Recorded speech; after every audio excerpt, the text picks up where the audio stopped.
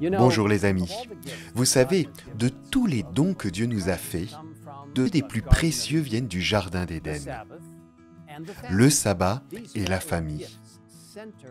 Ces dons spéciaux sont centrés sur les relations avec Dieu et nos proches. Il est intéressant de constater que Satan concentre certaines de ses attaques les plus féroces sur ces deux dons particuliers.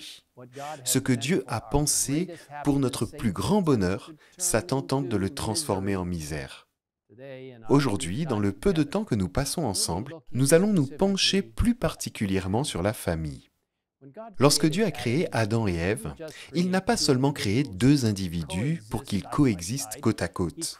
Il a créé une belle fusion de deux en une entité spéciale, la première famille du monde. Nous pouvons voir cette création dans Genèse 2, verset 23, quand Adam s'exclame « Voici cette fois celle qui est faite des mêmes os et de la même chair que moi.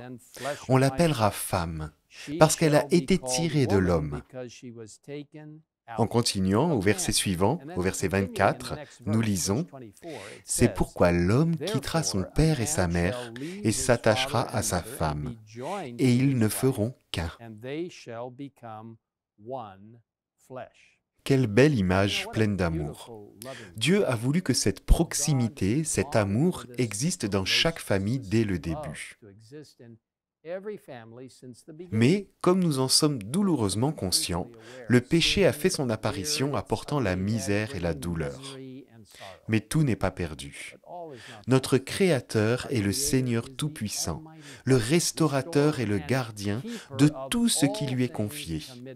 Dieu peut encore aider les familles aujourd'hui, les aider à faire l'expérience de la chaleur, de l'amour et de la proximité qu'il souhaitait pour nous. L'esprit de prophétie promet que la présence du Christ peut seul procurer le bonheur aux hommes et aux femmes. Le Christ peut changer en vin céleste tout eau extraordinaire de la vie. Le foyer devient alors un Éden de félicité. La famille, un remarquable symbole de la famille céleste. Quelles sont les mesures pratiques que nous pouvons assumer pour renforcer les familles? Voici 6 recommandations que j'aimerais partager avec vous. Premièrement, prenez du temps chaque jour pour le culte en famille. Ayez un culte en famille quotidien, qui soit court et édifiant. Quand nos filles étaient jeunes, nous lisions beaucoup. Quand elles étaient petites, nous utilisions des histoires bibliques au format de poche appelé Little Fish. Plus tard, nous avons lu My Bible Friends, suivi de The Little Story d'Arthur Maxwell. Les filles faisaient parfois des sketchs bibliques, et bien sûr, nous lisions la Bible elle-même. Ensuite, nous prions ensemble et les filles priaient elles-mêmes. La prière était un élément central du culte et nous voulions que nos filles se sentent à l'aise avec la prière. Je vous encourage à prier avec vos enfants, avec votre conjoint, avec vos petits-enfants et avec tous ceux qui viennent chez vous. Commencez la journée le matin et terminez-la le soir avec la prière en famille.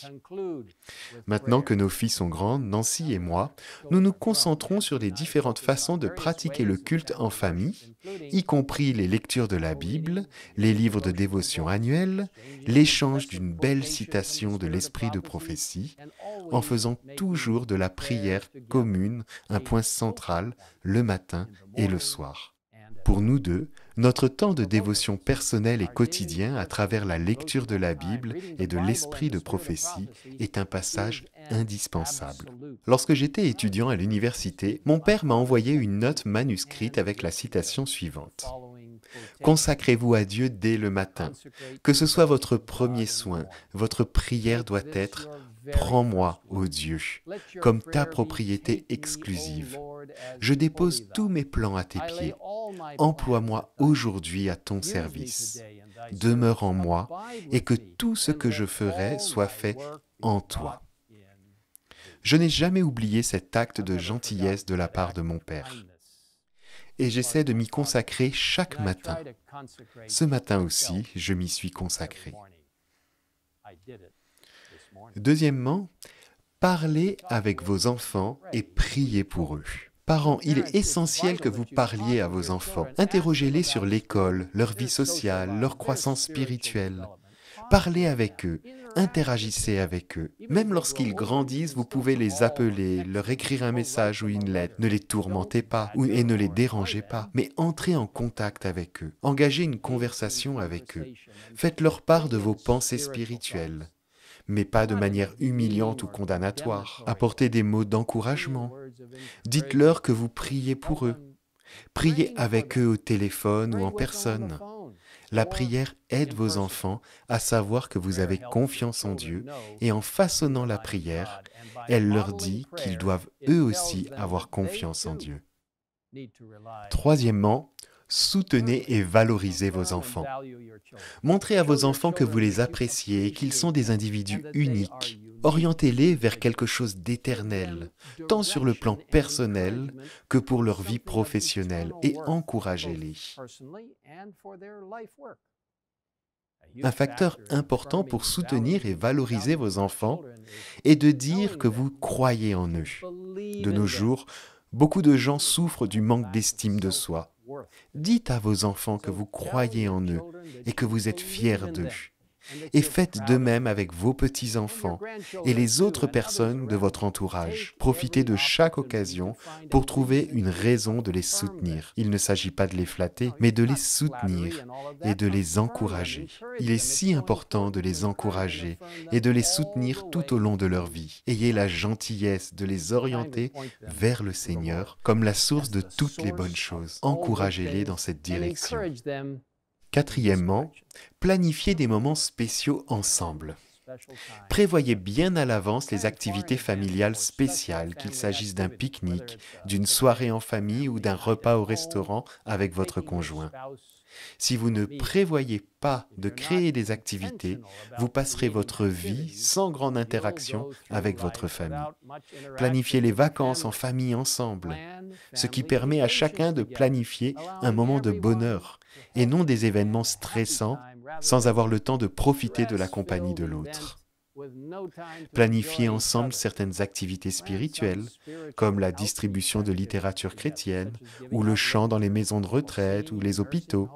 Faire quelque chose ensemble pour les autres est un grand remède contre les tentations de l'ennemi. Cinquièmement, soyez le changement que vous souhaitez voir. Les familles ont été instituées par Dieu lui-même et elles doivent être une protection contre les